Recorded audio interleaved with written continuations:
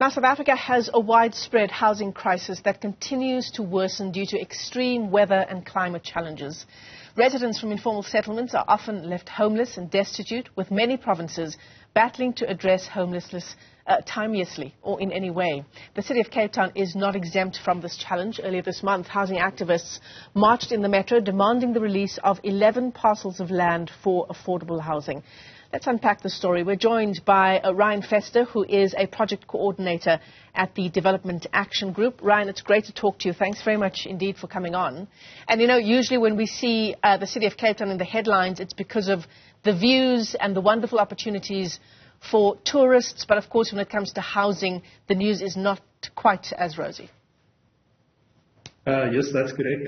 We have an urgent housing crisis that needs to be addressed in the city. We're seeing an incredibly strong rise in informality across the city, and more so in areas with vulnerable weather conditions. And so the need to unlock well-located state-owned land parcels for affordable housing is dire, and because we're going to see this housing backlog increase tremendously over the coming years. And I feel that the housing market in itself has become unaffordable for millions of South Africans. Yeah, and that, I think, that affordability issue, Ryan, is almost an issue that is particular to Cape Town. Yes, Cape Town has probably one of the highest property prices, not just in South Africa, but probably in the world. And it's important for us to think about the most marginalized and vulnerable members of our society. You're even finding middle-class young professionals saying that they can't afford properties in the city. So we have a really urgent crisis that needs to be addressed, and all levels of government should be involved to address the matter. Yeah. Let's talk about climate resilience. And, you know, it's a very fancy way of saying that we're not able to cope, not only in Cape Town, but around the country. We saw what unfolded in Durban over the past few years with the flooding that happened in KZN and various parts of the province. How are we doing in Cape Town specifically insofar as building climate resilience, particularly in our informal settlements?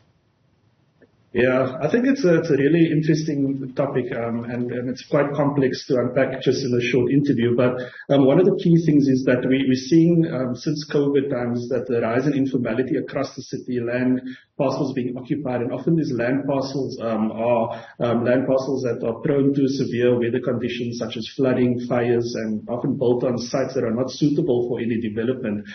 This is going to continue to increase unless the state can really act intentionally to start providing that well-located affordable housing, because right now, because of that lack of affordable housing options, because of the lack of government intervention, we're starting to see the rise in informality. And it's important for communities who are currently living in informal settlements to be educated and to be made aware. But I personally feel that we need to address the root issues of why this informality is happening in the first place. And it's critical time, actually, knowing that we're about to go into winter. We're going to see the same stories. But how can we address this, and how can we rethink this going forward? Yeah, absolutely. We're going into winter, and there are various issues like rising urbanization as well. The challenges keep piling up, and it doesn't seem like we are keeping up and keeping ahead of the curve. Yeah, absolutely. It's running away from us, and we are in a bad situation. The housing backlog years ago was 400,000 households. That continues to increase. We're seeing it more than 600,000 households in Cape Town alone. So we urgently need that housing, but it's also where we're building that housing that is quite important. The more we build and sprawl out to the outer city and to the countrysides, we're going to see a greater reliance on private car usage, which will also, not be good for our climate change goals as a country. Yeah. Brian, speaking of this issue of, the need for more housing and the need for more housing in particular parts of the city, right? We need houses and housing close to opportunities and close to jobs, right? The housing waiting list is now also being changed to the housing opportunity list. What do we read into that? I mean, what does that mean exactly? Yeah, it's for policymakers it's one thing, but for the local community, what does that mean to them? I think is a big question. And many people have registered over the years on the housing waiting list, and to this day still have not seen one opportunity arise for them. I think people have become hopeless about that, and so to call it a housing opportunity list spreads more confusion about what this actually is, and especially for the local communities who have to wait for their housing opportunities. My guess is that we're starting to see housing opportunities open up, but for those who've been on that list for years and some even for decades, it doesn't spell any more good news than what it's been before.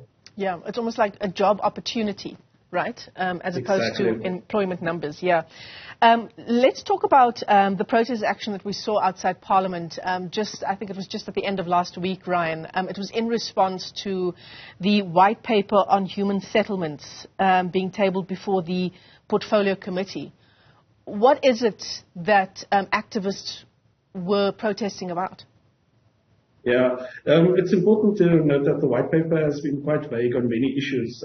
There's been many criticisms from all parts of the sector, especially the NGO sector, around the human settlements white paper, many feeling that it's out of touch with the reality of residents on the ground, many feeling that it's not addressing the core issues and that it's quite vague as to where the country is right now in terms of its housing policies. This is more particularly so in the social housing sector and the affordable housing sector. You started this interview by talking about the 11 parcels of land in Woodstock, Salt River. Many of those land parcels have site-specific challenges that the white paper is not addressing, and some of those challenges are related to finance and policy.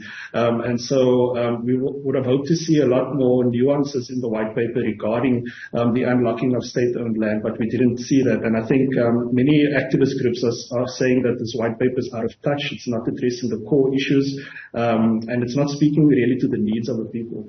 Right. And NGOs like Development Action Group, what are the next steps for you?